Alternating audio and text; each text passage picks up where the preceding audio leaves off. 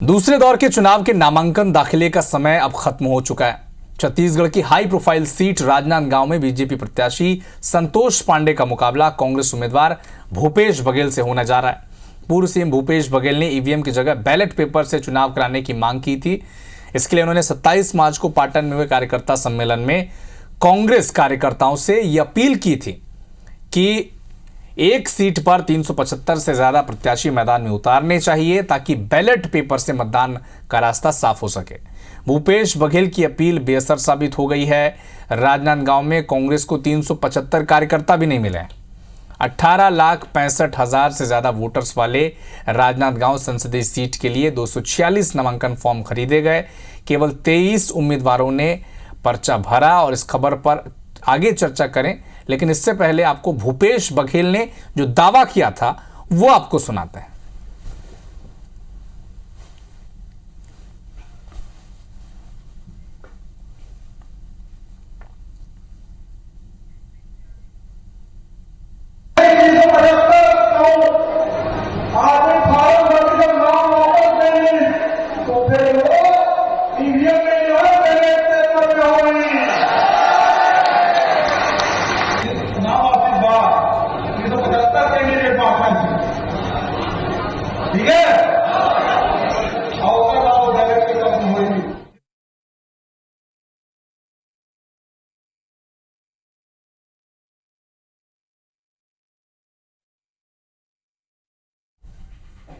तो भूपेश बघेल के दावे के आधार पर 375 अगर कैंडिडेट नामांकन दाखिल करते हैं तो उनका दावा था कि बैलेट पेपर से चुनाव हो जाएंगे। लेकिन देखिए, आज नामांकन का आखिरी समय खत्म हो चुका है और कांग्रेस को इतने दावेदार और उम्मीदवार भी नहीं मिल पाए। स्टार, मैं आपका रुख करूंगा, आप राजनांदगांव में ही फिलहाल मौजूद हैं।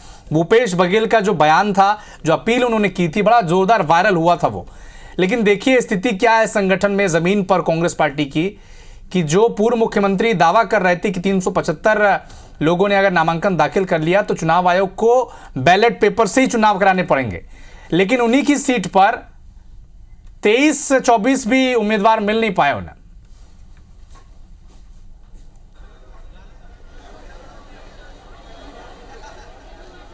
जी देखिए, बिल्कुल जो दावा किया गया था उस पर सीधा रिएक्शन लेते हैं उनके प्रतिद्वंदी यानी राजनांदगांव लोकसभा से बीजेपी के प्रति संतोष पांडे जी हैं। पूर्व मुख्यमंत्री भूपेश बघेल ने एक दावा किया था कि 350 करीब लोग नामांकन दाखिल कर देंगे तो वो बैलेट पेपर से मतदान होगा। सिर्फ 23 लोगों ने नामांकन दाखिल किया है, 200 करीब फॉर्म हुए हैं। हम गुरु गोविंद सिंह के संतान है। गुरु गोविंद सिंह जी ने कहा था कि 1.25 लाख से एक लड़ाऊं तब मैं गुरु गोविंद सिंह कहूं। पूरा पाटन आ जाए, पूरा पाटन, पूरा दुर्ग आ जाए। संस्कारधानी राजनांदगांव हमारा अकेला पर्याप्त है उनको सबक सिखाने के लिए। और ये जितना भी चाहे जैसा भी हरकत कर लें, इनकी हरकतों को जानते हैं। चरणदास जी ने क्या कह के गया, इनके जो कहा है, जिन्होंने इनको आमंत्रित किया, जो ये सब प्रकार से जिन्होंने प्रेशर किया, कवर्धा के पूर्व विधायक, यहाँ के बैंक के अध्यक्ष, आज नजर क्यों नहीं आते, जानना चाहते। जो दावा किया जा रहा था उस दावे को लेकर क्या कहेंगे आप? क्या उतने लोग भी नहीं मिल पाए उनको? देखिए, जनता जानती है नियत किसकी कैसी है। एक संवैधानिक पद पर रहा हुआ व्यक्ति जो मुख्यमंत्री बना, संविधान की शपथ लेकर के बना, प्रदेश कांग्रेस कमेटी, अपने पाटन की कांग्रेस कमेटी में वो प्रवोक करता है, भड़काता है, निर्दलीय लड़ने के लिए कहता है, केवल अराजकता फैलाने के लिए। ये तो नैतिक पतन है। ये जितना कहे कितना नीचे गिरेंगे आखिर ये लोग। बीजेपी के पूर्व सांसद और युवा चेहरा भी हमारे साथ मौजूद है, अभिषेक सिंह जी, उनसे भी बातचीत करते हैं। राजनांदगांव में एक दावा किया गया था लोकसभा को लेकर कि 300 से ज्यादा फॉर्म भरे जाएं ताकि बैलेट पेपर से चुनाव हो जाए। क्या कहेंगे उस दावों को?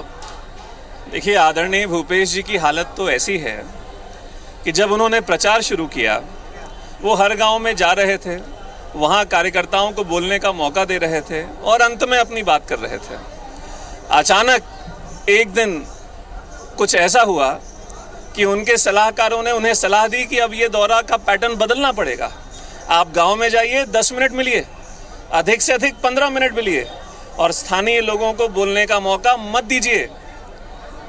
एक कांग्रेसी मित्र ने मुझे बताया, उनको डर है इस बात का कि जिस तरीके से कांग्रेस के ऐसे नेता जिन्होंने 5 साल संघर्ष किया था भारतीय जनता पार्टी की सरकार में 15 साल, पिछले 5 साल के भूपेश बघेल जी के कार्यकाल से इतने दुखी हैं कि अभी तो सिर्फ एक सुरेंद्र दाऊ का बम फूटा है।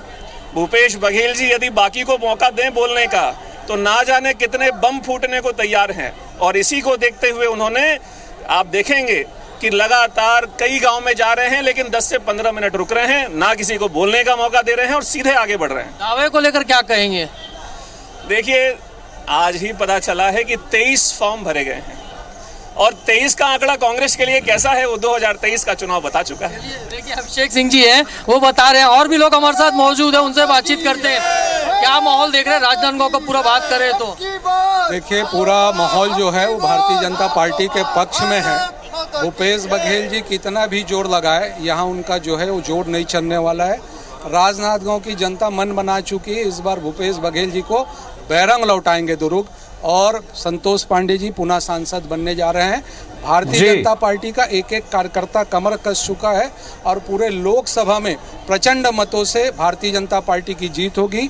संतोष पांडे जी पुनः सांसद बनके जो है संसद में जाएंगे। देखिए, अपने कुल मिलाकर ये कहना है कि दावे कोई कितने कर ले, लेकिन हकीकत ये कि संस्कार दानी की जनता जो है वो बीजेपी के साथ है, संतोष पांडे के साथ है। यहाँ के लोगों का साफ कहना है। यहाँ बिल्कुल स्टार, तो अपील बेअसर हो गई है। हमारे सहयोगी आलोक का रुख करेंगे। 246 नामांकन फॉर्म खरीदे गए थे, 23 लोगों ने नामांकन दाखिल किया है। तो पूर्व मुख्यमंत्री जिनके ऊपर जिम्मेदारी है पूरे छत्तीसगढ़ में प्रचार करने की, उनकी बात तो राजनांदगांव में नहीं मानी जा रही है। आलोक, बिल्कुल आपका कहना सही है कि आज तक ये 246 जो फॉर्म दिए गए उसमें से 23 नामांकन दाखिल किए गए।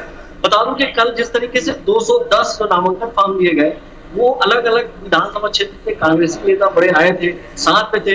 हालांकि उन्होंने ऐसा कुछ भी नहीं कहा। जो लगातार जो महिलाओं की संख्या ज्यादा थी, लगभग 210 लोगों ने यहाँ पे फॉर्म ले गए और पूरी तैयारी पूरी थी। और आज जिस तरह सुबह से ही प्रशासन के द्वारा व्यापक तैयारियां की गई थी, मैं जहाँ खड़ा हूँ वहां से लेकर कलेक्टर के जो ऑफिस तक 4 या 5 घड़ियां, मतलब कोई भी ऐसी स्थिति आए उससे निपटने की पूरी तैयारी की गई थी। लेकिन सुबह से आप आज लगभग 3 या 4 ही जो नामांकन है वो दाखिल किए गए, जिसमें संतोष पांडे का नामांकन भी है। इससे आप अंदाजा लगा सकते हैं कि किस तरीके से प्रबंध। आपको बता दूं कि इसमें जब से नामांकन का दौर प्रारंभ हुआ है तब से 2 बार एक चर्चा हुई कि 375 से प्लस ऐसे फॉर्म भराए जाएंगे, वो निर्दलीय हो ताकि बैलेट पेपर से हो। लेकिन एक बार चर्चा जोरों से चली, फिर दब गई। उसके बाद कल फिर चर्चा चली और 210 फॉर्म ले जाया गया यहाँ से। आज सुबह हमारी सूत्रों के अनुसार हर विधानसभा में फॉर्म भी सुबह भरवाया जा रहा था, लेकिन उसके बाद जो वांछित जो संख्या है नामांकन अभ्यर्थियों की वो नहीं हो पाई। इस वजह से केवल 23 अभ्यर्थी नामांकन दाखिल किए। चलिए, आलोक स्टार हमारे साथ जुड़ने के लिए आप दोनों का बहुत बहुत शुक्रिया। वक्त एक छोटे से ब्रेक का है, फौरन लौटते हैं।